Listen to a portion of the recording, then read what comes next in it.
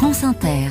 Anthony Bélanger, votre histoire du monde, nous emmène aux États-Unis où les militants pour l'avortement sont engagés dans une course contre la montre. Tout doit être fait pour que puissent se tenir des référendums d'initiative populaire en même temps que les élections présidentielles de l'année prochaine. L'idée est d'inscrire l'avortement dans les constitutions d'au moins 9 États sur les 18 qui interdisent totalement ou partiellement l'IVG, 9 États où modifier la constitution peut passer par un référendum. L'optimisme est de mise, surtout après la victoire en Ohio. Qu'est-ce qui s'est passé en Ohio ? L'avortement est désormais inscrit dans la constitution de cet État ? Exactement, alors que cet État avait été par 2 fois remporté par Donald Trump avec 8 points d'avance. La majorité des électeurs de l'Ohio ont décidé en ce début de mois que les soins reproductifs, y compris l'IVG, étaient un droit fondamental garanti. C'est un énorme revers pour le gouvernement Mike DeWine, lui qui, sitôt après la décision de la Cour suprême des États-Unis, en juin 2022, de supprimer le droit fédéral à l'avortement, avait promulgué une loi dite du battement de cœur. Autrement dit,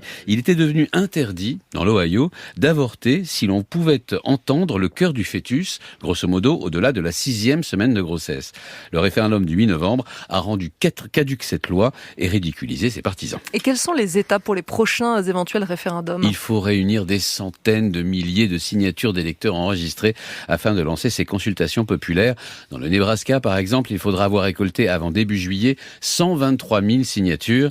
Et pour compliquer encore un peu plus la tâche, il faut que les partisans de l'avortement aient obtenu l'accord de plus de 5% des électeurs dans 38 des 93 comtés de l'État. Bref, une gageure.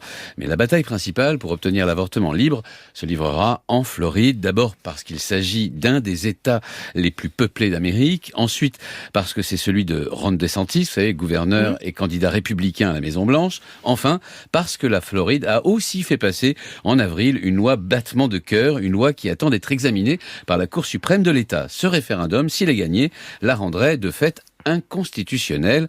En Floride, il faut réunir 900 000 signatures, plus de la moitié a déjà été sécurisée. Mais donc pour le moment, comment font les femmes qui veulent avorter et qui vivent dans un État qui a révoqué le droit à l'IVG ? Eh bien, elles vont au Mexique, car le plus incroyable, c'est que le Mexique est devenu pour des milliers d'Américaines la Mecque de l'IVG, notant qu'en septembre, la Cour suprême mexicaine, à l'exact opposé de celle des États-Unis, a définitivement décriminalisé l'avortement. Du coup, les cliniques d'obstétrique ouvrent partout dans le pays, surtout dans les stations balnéaires à la mode, parmi la jeunesse états-unienne, qui propose même des forfaits all-inclusive, avion, hôtel, IVG.